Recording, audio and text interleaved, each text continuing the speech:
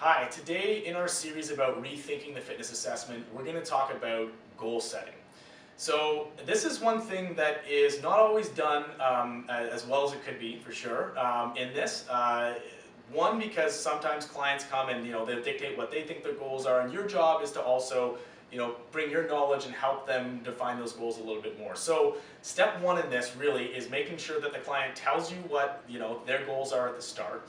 Then through usually the measurement process, both them and you will identify weaknesses, identify other areas they need to work on that you can set goals around. And then the next thing of it is really taking the knowledge you've got and taking their goals and making them the goals with them so that they're have your knowledge in it, but it feels like they're setting them themselves. So it's really important that you ask them what that goal means to them so that you can then probably further break that goal down into some other more measurable things. When we talk about goals, of course, we always talk about SMART goals when we're setting goals in the fitness realm. So specific, measurable, attainable, reasonable, and timely is what that acronym stands for. But it's not just those five that is SMART goal. It's also important that the goal is actually relevant. Okay, and it's related not just to the person and what they're saying, but it's related to the measurements that you took in the start of the assessment, and it relates to the plan that you lay out in the future. So it's really important that you're able to break down either a big goal into smaller goals, or that you have multiple different goals that have different time frames or different milestones for your clients. That's because it's most of your clients aren't going to be that intrinsically motivated, and they need to see achieving that goal, which gives that positive reinforcement that the work they're doing is paying off. If we're only focusing on a big long-term goal, it's hard for them to see that and continue down that track without getting that positive reinforcement along the way. So breaking goals down into smaller, more manageable milestones, that way you can get them to reach them and help to get that positive reinforcement and help get that psychology moving in also in the right direction towards lifestyle change. So the types of goals that we might see from a more, from a general goal standpoint, the best ones to have are when someone comes to you with a time-specific goal. So they've got a wedding, or their 45th birthday's coming up and they want to achieve something by that, or they're going to run their first marathon, or a Tough Mudder race or something like that. So those are always great because we've got a specific timeline we can work towards, we can break a plan down to that, and you can sell to the value of leading all the way up to that goal. Usually though, we get more general goals, right? Everything from the very, very generalized, like I just want to be healthier, I want to be more fit, I want to feel a little bit better, I just know I need to do this. Those goals, those general goals, maybe you try to relate them to something that's a little bit more specific. So if it's just that they need to be healthier and they know they need to get there, then set a goal around how many times a week they get to the gym. Are they checking that off? Because if they're at least getting there 3 times a week or 4 times a week or whatever it is, that they're hitting their general goal. And hopefully from that and from the measurement process, you can lay out some more specific goals related to them as they learn more about their body as they go. The most common goal that we see really is weight loss or toning, kind of the same thing. Those weight loss goals. So a couple of really good things to set around weight loss is don't focus on the weight on the scale, focus on body composition.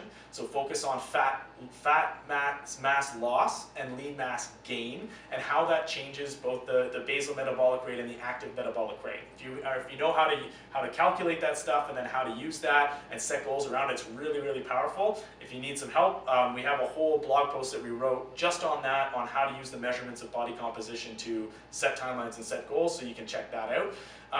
And another one, something that's not as good I find in weight loss or toning, is just measurements themselves.